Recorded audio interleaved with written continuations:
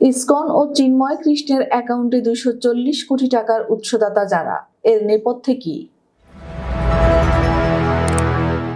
রাষ্ট্রদ্রোহ মামলায় বন্দী সন্ন্যাসী চিন্ময় কৃষ্ণ দাস ওরফে চিন্ময় প্রভুর বিপুল বেআইনি টাকার হদিস মিলেছে। তার বিরুদ্ধে চলছে আর্থিক তদন্ত।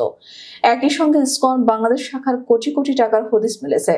চিন্ময় কৃষ্ণের বিরুদ্ধে জাতীয় পতাকার অবমাননার মামলা চলছে। নিজেকে সন্ন্যাসী দাবি করা চিন্ময় কৃষ্ণের এত বিপুল টাকা কি করে হলো? কেন তিনি বিপুল টাকার লেনদেন করেছেন, এই প্রশ্ন সবার মনে। International society for Krishna consciousness ও চিন্ময় দাসের 203টি ব্যাংক হিসাবে প্রায় 240 কোটি টাকার সন্ধান পেয়েছে আর্থিক গোয়েন্দা unit Bangladesh financial intelligence unit. এর মধ্যে ইসকনের নামে 202টি অ্যাকাউন্টে 236 কোটি 42 লাখ টাকা জমা দেওয়া হয়েছিল। এর মধ্যে গত 29 নভেম্বর পর্যন্ত উত্তোলন করা হয়েছে 223 কোটি 73 লাখ টাকা। ব্যাংক হিসাবগুলোতে জমা রয়েছে 12 কোটি 94 লাখ টাকা। ওই দিনই বিএফআইইউ এসব ব্যাংক হিসেবে লেনদেন স্থগিতের এই নির্দেশনা দেশের বিভিন্ন ব্যাংক ও আর্থিক প্রতিষ্ঠানের কাছে পাঠিয়েছিল।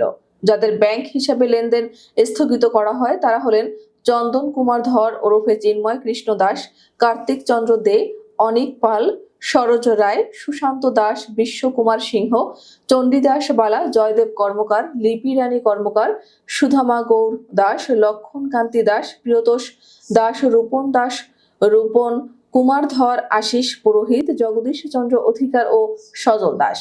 এর আগে 28 নভেম্বর বাংলাদেশ সম্মিলিত সনাতনী জাগরণ জোটের মুখপাত্র ও পুণ্ডরীক ধামের অধ্যক্ষ চিন্ময় কৃষ্ণ দাস ব্রহ্মচারী সহ ইসকন বাংলাদেশের 17 সদস্যের ব্যাংক অ্যাকাউন্ট জব্দ করে বিএফআইইউ।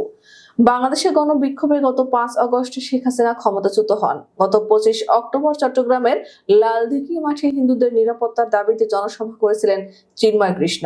অভিযোগ, সেই সমাবেশে বাংলাদেশের জাতীয় পতাকার উপর ধর্মীয় পতাকা রাখা হয়েছিল। 30 অক্টোবর চট্টগ্রামের কোতোয়ালি থানায় চিন্ময় কৃষ্ণ সহ 19 জনের বিরুদ্ধে রাষ্ট্রদ্রোহ মামলা হয়। 25 নভেম্বর বিকেলে ঢাকার বিমানবন্দর থেকে তাকে গ্রেফতার করে পুলিশ। গত 26 নভেম্বর চট্টগ্রাম আদালতে তোলা হয়। আদালতে বিক্ষোভ দেখান চিন্ময় কৃষ্ণ অনুগামীরা। বিক্ষোভ থেকে হামলা ছড়িয়েছিল। সরকারি আইনজীবী সাইফুলকে আদালতের সামনে কুপিয়ে হত্যা করে চিন্ময় কৃষ্ণ এর অনুসারীরা। এর আগে চিন্ময় কৃষ্ণ দাসের গ্রেফতারকে কেন্দ্র করে 2 ডিসেম্বর আগরতলা বাংলাদেশ সহকারী হাইকমিশন অফিসে ভাঙচুর চালিয়েছে হিন্দুত্ববাদী একটি সমিতির সদস্যরা। এক পর্যায়ে সমিতির বিক্ষুব্ধ সদস্যরা সহকারী হাইকমিশনের ভিতরে প্রবেশ করে বাংলাদেশের জাতীয় পতাকা নামিয়ে ফেলেন এবং সেই পতাকা ছিঁড়ে ফেলেন। পরে ভবনের সামনে থাকা সাইনবোর্ড ভেঙে আগুন ধরিয়ে দেন। সেই বিক্ষোভ থেকে আগরতলায় বাংলাদেশের দূতাবাসে হামলার জের ধরে ঢাকা ও নয়াদিল্লির মধ্যে কূটনৈতিক সম্পর্ক অনেকটা উত্তেজনাকর পর্যায়ে চলে যায়।